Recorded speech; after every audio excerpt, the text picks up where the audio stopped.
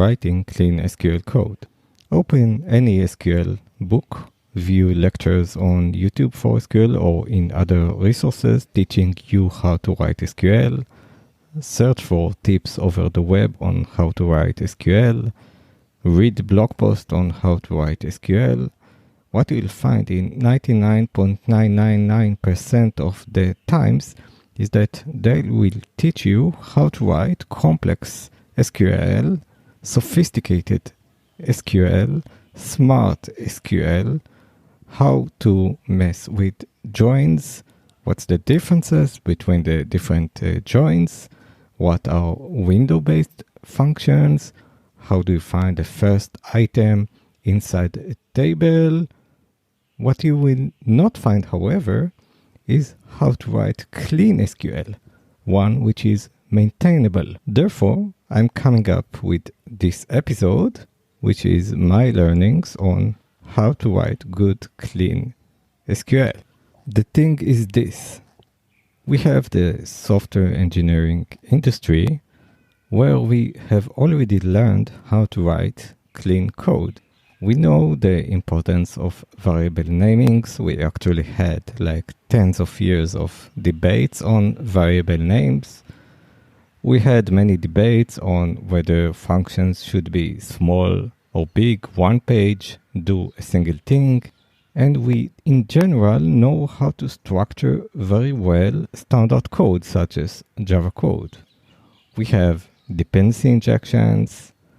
We have sophisticated tools for refactoring code. And in general, the contract for writing code is, though not fully solvable, but it was pretty much solved. I mean, we know what are the basics and we have a common base of an agreement of what is a clean code. However, when it comes to SQL, the focus is on how to write smart SQL. And what this ends up with is large SQL bulks, which only the maintainer can fully understand, with many magic numbers, with many constants, and basically without prior knowledge or documentation or a very deep understanding of complex SQL, you will find that as someone who is looking at this SQL, it's going to be very problematic to maintain, read, and take over this SQL. So, we have two methods. We have one clean method for writing standard code, and we have another messy method for writing SQL. So, just don't get me wrong. I love SQL. It's an amazing, amazing language. It's very declarative. It's highly sophisticated. It's a mind-blowing language. The issue is that we are focused on the smartness of it, and we should add the focus on the cleanness of it. So I think we can say that while we solved this problem in standard coding, we can take maybe these lessons from standard, let's say, Java coding into SQL. So let's ask ourselves, how do we write clean code in a standard language, such as Java? What we do in Java in order to write clean code is to separate, to have pieces of code where you can understand them. You give variables meaningful names. You give functions meaningful names. You have input into a function. Then you can see clearly the output of it with a type. We have the SRP, single responsibility principle, which means we focus on a specific thing and solve it. We know that if you look at a function and you see a serial set of commands, which makes sense, you look at the first variable, it's getting something from another function. You look at the second variable, it's manipulating it. You look at the third variable and the third command, it's doing some additional manipulation. And then you look at the fourth variable, it's like the final summary, and then you return this value. You look at the function, it fully makes sense. You know what's the input, you know what's the output, and you know how you got to it. So let's take this process into SQL. Let's see where we don't want to get to with SQL. We don't want to get into large queries with many constants, magic numbers and magic strings, which you have no idea where they came from, with many joins, with combination of window functions, and you involve multiple domains. You take multiple tables, you join them, and you come up to the result with a single large or few large, very large SQLs. This is going to be a mess, impossible to maintain. So let's first take the concept of a variable.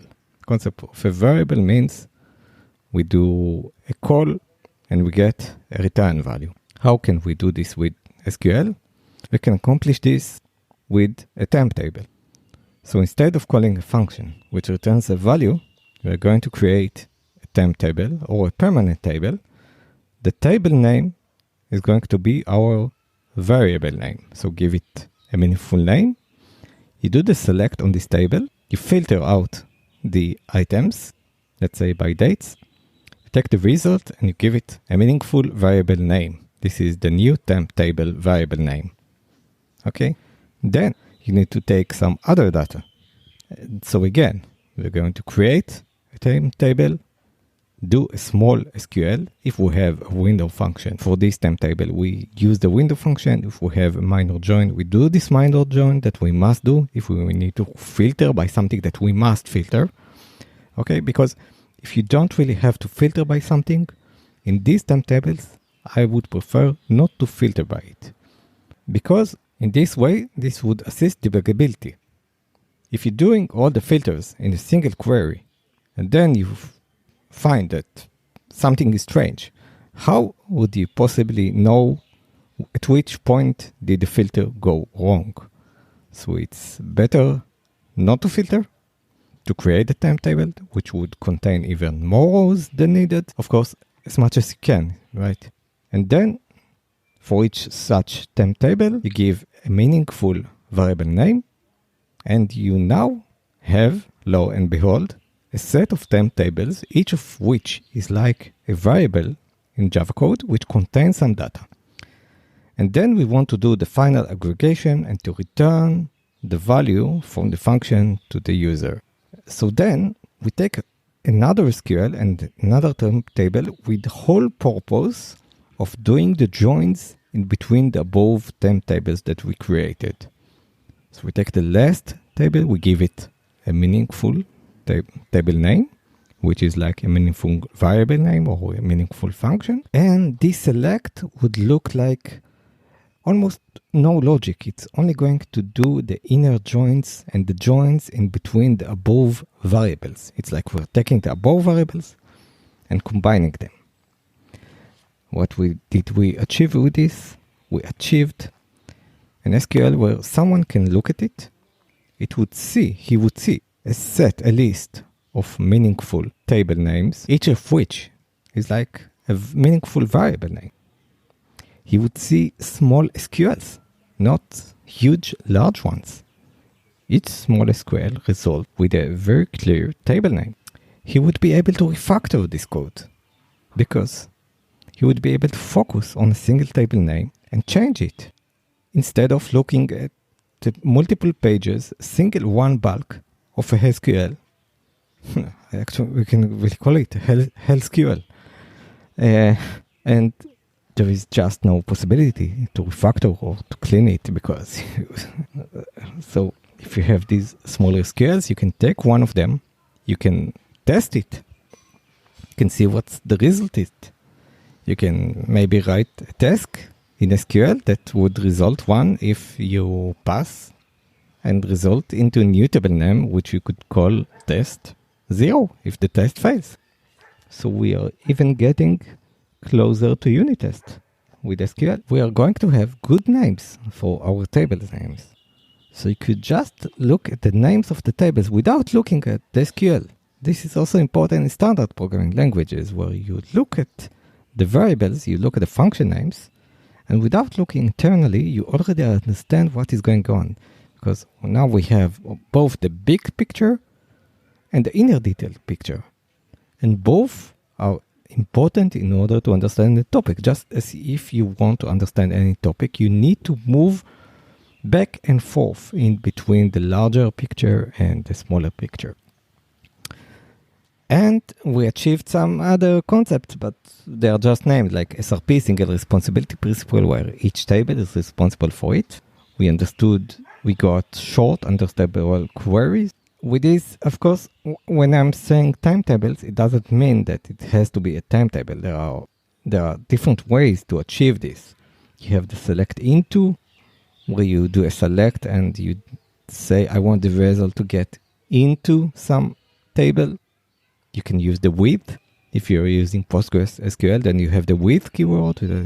Okay. And you use these smaller building blocks. So I think with that, we can conclude. It's taking the motifs that we have in standard coding language, and the next time you're going to write some SQL, split it into very small SQLs. Don't do all the filterings in each such smaller SQL. Join them at the end, give meaningful names into each one so that someone from the outside could look at the meaningful names and understand what each step table is doing. And then you could refactor, clean it, and test it. So I hope we covered with this episode this not so covered aspect of SQL, because as we said, all the SQL books, the lectures, the tips, the blogs, they all focused on how to write smart SQL, but how to write clean SQL. So this is what I try to describe in this episode. And as always, if you have any comments on this, any ideas on this, then please leave a comment as a manner of review, and I will read it. Thank you for listening, and see you next time.